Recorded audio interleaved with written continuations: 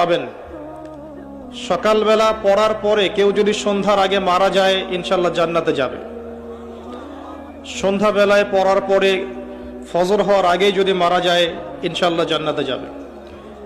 কোনটা সাইয়্যিদুল ইস্তিগফার? আল্লাহুম্মা আনতা রাব্বি লা ইলাহা ইল্লা আনতা খালাকতানি আনা আবদুক ওয়া আনা আলা আহদিক ওয়া ওয়া'দিকা মাস্তাতা'ত أعوذ بك من شر ما صنعت أبوء لك بنعمتك علي وأبوء بذنبي فاغفر لي فإنه لا يغفر الذنوب إلا أنت। এর আগে কখনো শুনেছেন? যাদের মুখস্থ নাই এটা মুখস্থ